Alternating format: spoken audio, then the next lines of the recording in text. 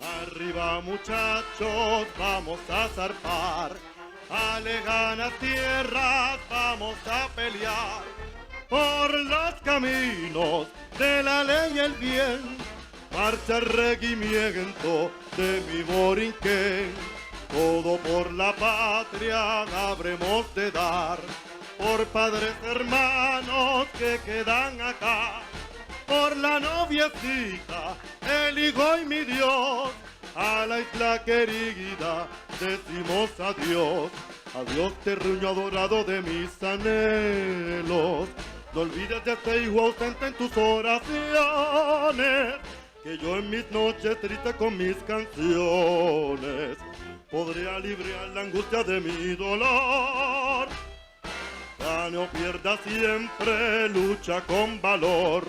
Nuestro regimiento se cubrió de honor en 1000 batallas, 100 batallas haya 100, siempre cara al viento, marcha regimiento de mi Borinquen, de mi Borinquen.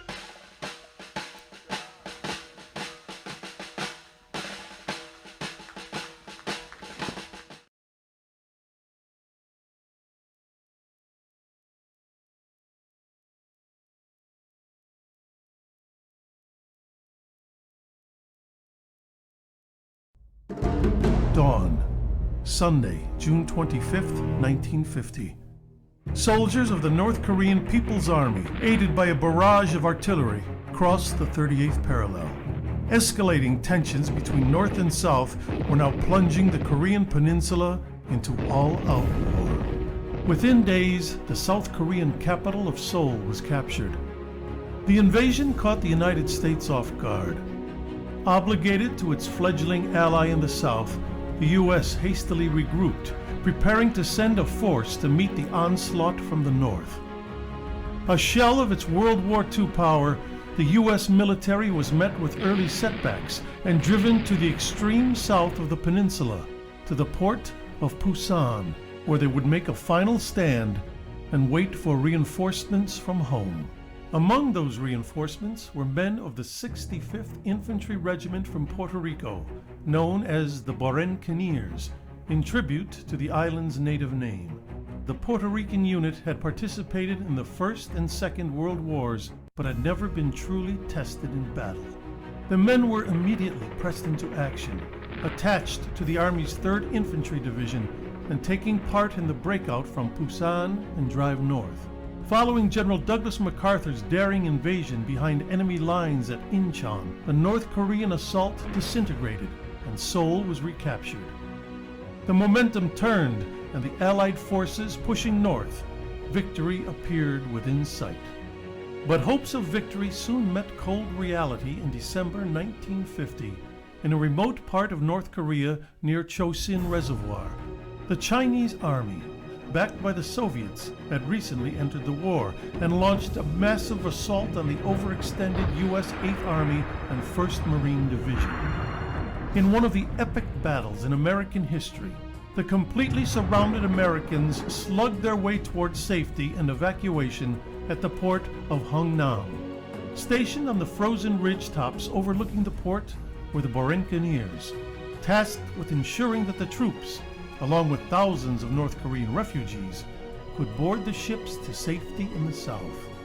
After all other troops were evacuated, the men of the 65th finally boarded the ship south, still firing at the advancing forces approaching the pier.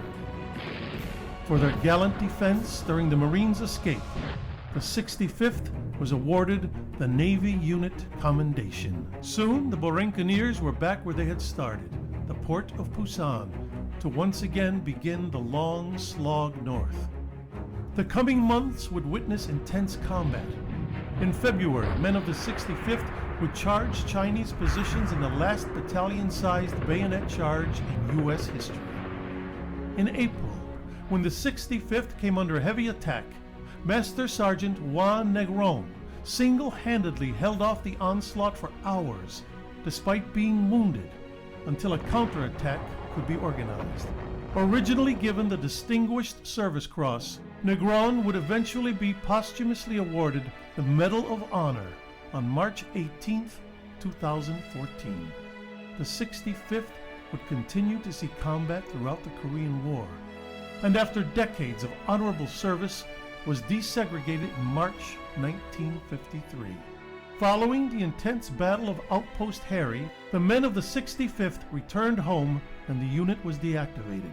Nearly 600 men had been killed and 2,100 wounded, making the Korean War the bloodiest conflict in Puerto Rican history. Like the legendary Tuskegee Airmen and Navajo Code Talkers, the Borinqueniers proved through countless acts of valor that Latin Americans were just as able as their fellow soldiers across the U.S. Army.